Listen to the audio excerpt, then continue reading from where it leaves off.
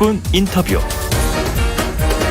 네, 화제가 되는 이슈를 콕 짚어보는 10분 인터뷰 시간입니다. 대선 전국의 무속, 욕설, 네거티브 공방이 치열한데요. 오늘은 좀 새로운 관점으로 이 대선판을 짚어주실 분을 모셨습니다.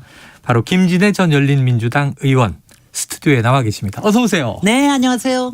네네. 그럼 이제 평당원으로 더불어민주당으로. 열린민주당에서도 평당원이었고요. 네. 제가 국회의원직 사퇴하고 난 다음에 네네네.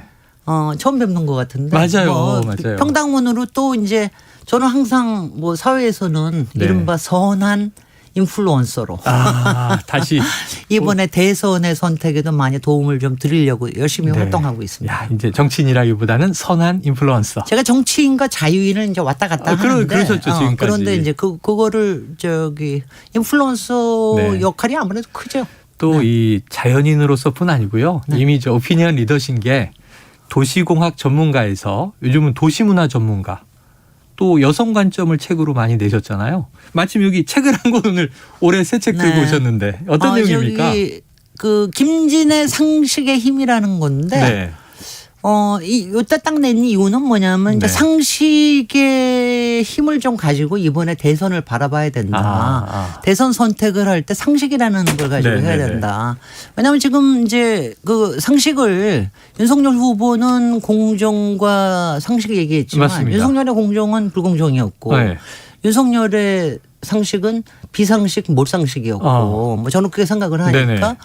이 책의 내용이 이제 일부에서는 제가 지난 이제 21대 국회에서 네. 법사위에서 어쩌다가 김진 에어컨이라는 별명을 얻었나. 그때 별명 김진 에어컨이셨죠. 네네. 네네. 그리고 이제 국감하고 그다음에 서울시장 후보로서 왜 국회의원직 사퇴를 하면서 후보 네. 단일화를 했나. 네. 뭐 이런 얘기들이 이제 궁금해하시는 들어있군요. 거. 네. 그런 거 들어있고 2부하고 3부는 이 시대가 우리가 풀어내야 될 이슈들. 양극화, 공정 네. 또 갈등과 분열 또 신계급사 이런 문제들 그리고 우리가 새로 추구해야 될 가치들 이걸 가지고 했기 때문에 뭐 농담 삼아 얘기하면은 네. 제가 이 책을 쓰면서 야 이거 내가 대통령 후보 나가야 되는데 아니, 막 이런 농담을 농담이 했는데 아니고 진담이신 것 아니 같은데요. 근데 이제 저는 대통령직이라는 걸 제 머릿속에 가져본 적이 없기 네네. 때문에 그렇기 때문에 했는데 그만큼 이제 우리 전반을 아우르면서 근데 이거는요 제가 이게 상식의 힘이라고 생각을 하는 게 네. 보통 사람들도요 일반 국민들도 이렇게 똑부러지게 얘기만 안 하실 뿐이지 사실은 많은 그런 부분에 대한 생각을 갖고 계십니다. 갖고 계시다. 네. 그러니까 지금 대선판에서 뭐 시대 정신이 사라졌다, 국정 철학이 안 보인다, 네. 미래 비전이 뭐냐 이런 좀 그랜드 아젠다, 네. 거시 담론들이 없어졌다고 또 한탄하는 분들도 꽤 계셨어요. 네, 바로 그 점인데요. 그걸 이 책에 담으셨군요. 근데 거시적인 것만은 아니에요. 지금은 이제 그 매크로 트렌드도 있고 한쪽에서 마이크로 트렌드가 같이 가는데 알겠습니다. 지금 이제 그 이재명 후보 제가 이제 마침 열린민주당하고 지금 막 합당이니까 그렇죠. 이렇게 좀 저도 평당원으로서 이렇게 뭐 인플루언서로서 이렇게 네. 얘기를 드리면 이재명 후보는 솔직히 국정 역량은 상당히 인정받고 있는 거 아닙니까? 네, 네. 많이. 능력은 있다. 그런데 이제 이분의 캐릭터가 그러니까 이분은 아웃사이더 아니에요. 그렇죠. 여의도 정치 문법에 흔들리는 사람이 아닙니다. 아웃사이더로서. 여의도에 진입한 적이 없고요. 그리고 이제 영선. 기득권을 타파를 한다라고 하는 게 굉장히 강하단 말이죠. 네. 그리고 뭔가를 해낸다고 하는 거. 근데 이 부분에 대한 메시지가 크게 나가지를 않기 때문에 많은 국민들의 특히 중도층의 마음을 흔들지 못하고 있다. 그래서 저는 이번에 열린민주당하고 합당하면서도 이른바 당내에서도 네. 이른바 민주당에 대한 약간의 거부감 있지 않습니까? 그게 네네. 뭐냐면 정치 기득권화돼 있다. 바로 이거 아니에요. 예. 그래서 가령 삼선 연임 제한제라든가 아니면 국회의원 소환제라든가 네. 이런 것들을 앞에 좀 확실하게 내놓고 네, 또 한편 그리고 또 한편에서는 정치개혁과제죠. 네. 그거는 일반 국민들이 알아듣기 쉬운. 그리고 또 한편에서는 지금 사실 가장 문제가 되는 게 이 카르텔 아니에요. 네, 여기저기. 카르텔들 여기저기에서 맞습니다. 검찰 뭐 이런 법관이 법조, 뿐만이 네. 아니라 대기업들 뭐 여러 가지 학계도 그렇고 카르텔의 문제가 깨지지 않으면 양극화나 이런 게 깨질 수가 없잖아요. 예. 가령 예컨대 지금 문제가 되는 대장동에서도 55클럽은 못 건드리잖아요. 네네. 그 최근에 아주 또 전형적인 거 아닙니까? 뉴스가 나오고 그러니까 있습니다만. 그런 카르텔 타파에 대한 좀 명쾌한 말하자면 그립을 네네. 보여주시는 거를 이번 기회에 좀 했으면 좋겠다 싶은데 기대해 네네. 봅니다. 기대해 본다. 네. 그 외에 서울에 관련된 부동산 공약이나 뭐 여러 가지들은 뭐 대부분들 방향을 잘 잡고 계셔서 예, 예. 제가 특별히 얘기 안 드리겠습니다. 아, 그래요. 네. 중요한 얘기는 열린우리당이 좀 이제 이 강성 개혁을 주장한 바가 있기 때문에 네. 이 지금도 이제 이재명 후보에게 같은 당적이 합쳐지셨으니까. 아니 근데 그렇지 않아요. 열린민주당은요. 강성개혁이 아니라 우리는 가지고 있는 게 많은데 개혁을 계속해서 해야 되는데 네. 특히 정치개혁. 정치개혁. 국민에게 주권을 돌려드린다는 네. 이거에 그래서 국회의원 소환제라든가 삼선 연임 제한제 이런 걸 얘기했는데 맨날 검찰개혁만 가지고 네. 얘기하는 줄 아는데 아. 그렇지 않고요. 부동산 개혁에 대해서도 계속 얘기했고 이런 거고 특히 뭐 다들 성향이 다르시지만 네. 저 같은 경우에는 오히려 중도에 상당히 어필하는 그런 성향이죠. 네네. 개혁적이고 우리 사회를 합리적이고 상식적으로 만들어 보자. 그런 거니까 그 어디 가셔서도 열린민주당을 강성개혁자 네. 그러지 마십시오. 네. 그게 아니라 우리는 투철하고 끈기 있고 포기하지 않는 이런 개혁. 그런 면에서 그런 점에서 국민들께 가까이 가려고 벌써 노력합니다. 뭐 유튜브에 지금 팬들이 막 출몰하고 있습니다. 출몰해 주세요. 네, 이승규님, 4433님, 6291님, 8244님, 7080님, 김진애 의원님 반갑습니다. 김진 에어컨답게 시작부터 시원시원하시네요. 시그니처 스카프는 여전하시네요. 여전합니다. 네. 자, 지금 책 얘기하다가 훅 대선판 얘기로 들어와서 이재명 후보에게 바란다 이렇게 얘기를 주셨어요. 자, 그렇다면 또 이제 야권에 지금 이슈가 또 많아서 이런 거 좀 여쭤보겠습니다. 지금 이른바 MBC 스트레이트에서 이제 2회 방송은 오는 주말에 없다고 얘기를 해서 지난주 방송이 이제 일단 끝인 것 같아요. 뭐 이렇게 꼬리를 내리고 MBC, KBS보다 더 겁이 많네. 정치적 부담을 가진 것 같다. 뭐 이런 얘기를 아까 이해는 해설했습니다. 합니다. 근데 이해는 그걸 한다. 한편에서 또 김건희 측에서는 가처분 신청 또 취하하고 네네. 그런 거 보면 뭔가 또 거래가 있는 거 아닌가 이런 생각이 들잖아요. 이건 이제 김진애 전 의원님의 의혹 제기로 네. 보고요. 자, 어쨌든 이 이래저래 유튜브를 통해서도 그렇고 7시간 녹취는 다 공개되는 것 같아요.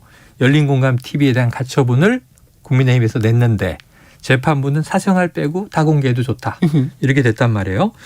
자, 그러면은 이 국민의힘이 결국은 가처분 신청을 괜히 냈다가 자충수가 된 걸까요? 아니 거기서는 또 안 낼 수가 없죠. 안 낼 수가 없다. 그리고 솔직히 MBC 측에서는 계속해서 답변을 요청을 했었기 때문에 네네네. 자기네를 좀 알고 있었고 반론권. 이번에 가처분했던 9가지 네네네. 그거는 솔직히 미리 방송 내용을 안 게 아니라 김건희 측에서 낸 겁니다. 네네네. 그러니까 그런데 이번에 두 번째 열린공감 TV와 서울의 소리에 대해서 네. 낸 걸 보면 사생활 빼고는 다 할 수 있었다고 얘기를 네네. 했거든요. 그러니까 네. 앞으로도 재판부 여러 가지가 결정이. 나올 텐데 뭐 여러분들은 각기 다 다른 의견을 가지시겠지만 저한테는 가장 충격적이었던 네네. 거는 내가 정권을 잡으면 그 표현. 그리고 웃고 난 다음에 그다음에 이제 저기 무서워하지 못한다. 네네네. 이게 가장 큰 거였는데 그거를 첫 번째로 냈어야 돼요.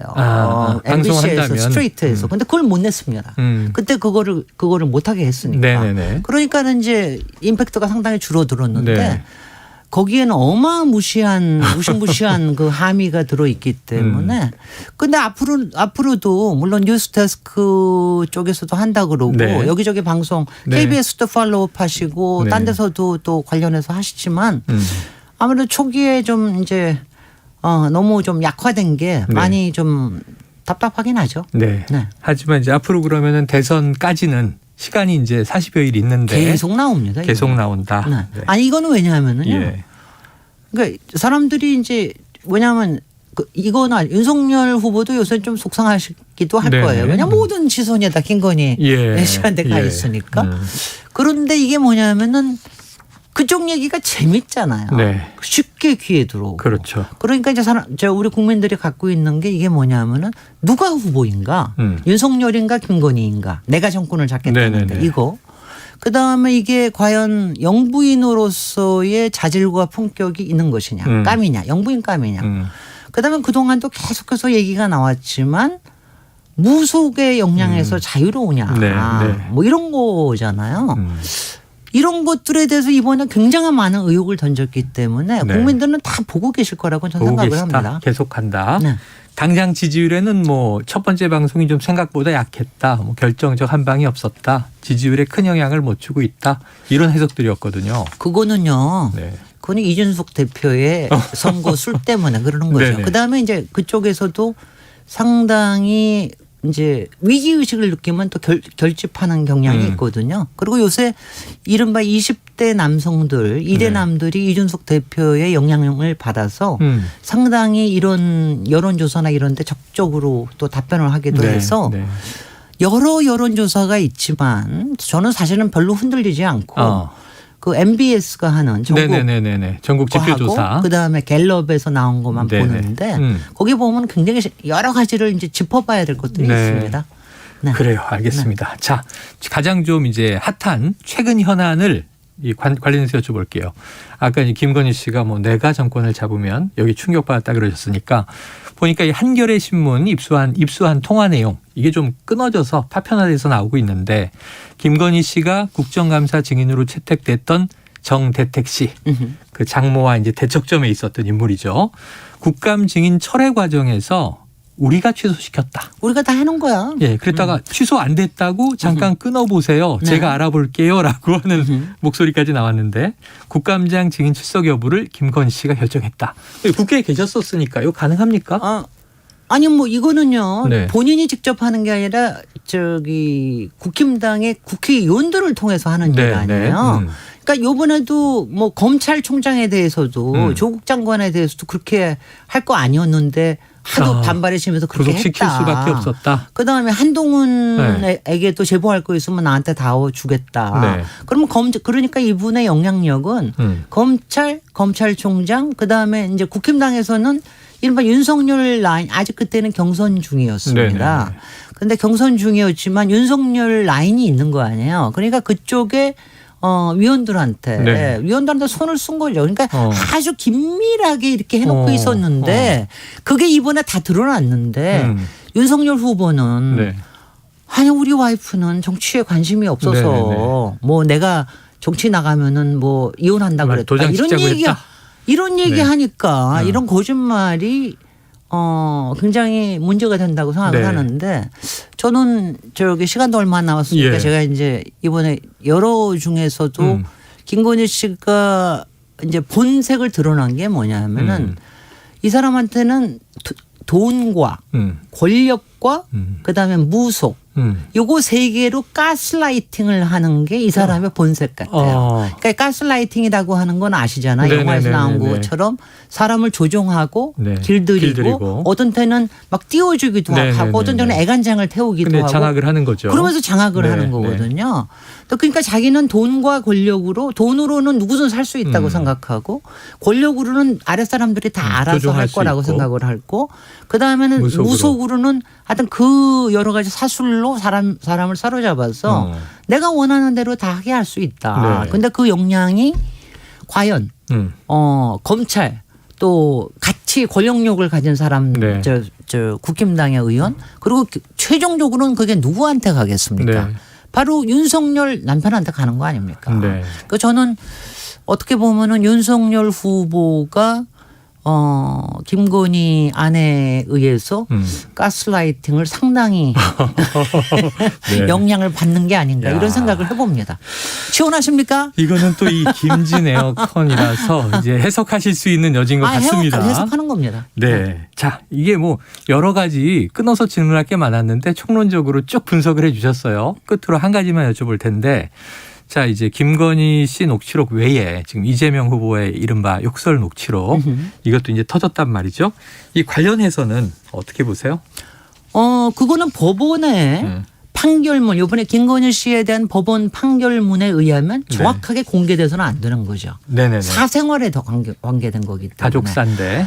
당연히 이거는 20여 년 전에 일어났던 일이고 이 부분에 대해서는 이제 어차피 공개가 됐기 때문에 이재명 후보는 끊임없이 사과하고 끊임없이 이제 앞으로 이런 일 안 하고 해명하고 이런 거는 계속해서 해야 됩니다만은 이제는 많은 국민들도 이거 전체가 다 공개가 됐으면은 이게 솔직히 가족사에서 아픈 특히 대가족에서 안에서 아픈 가족사가 없는 사람들이 없거든요. 명절 때 항상 술 드시면 싸움이 벌어지죠. 그럼요. 너는 왜 그건 왜 나는 안 해줬냐 네네. 뭐 했냐 이러면서 그래서 이게 정치인 또 저 형님이 상당히 정치적인 포부가 있으셔서 네네. 이재명 후보한테 성남시장 후보를 나한테 양보해 달라고 그랬다고 할 정도의 네. 분이기 때문에 상당히 여러 가지가 그런 것들을 좀 아마 네. 고려해 주시고요. 네. 그리고 그럼에도 불구하고 욕설은 안 좋죠. 네. 자, 사과와 해명을 계속할 수밖에 없다. 네. 하지만 아픈 가족사라는 것도 이제 국민들이 헤아려 주시리라 본다. 예, 끝으로 하나만 지금 좀 핫한 게요. 네네. 오늘 승려대회에 있다고 일부 네네. 브리핑을 했는데 네. 정청래 의원 탈당하라. 네. 뭐 이핵관 문제. 네.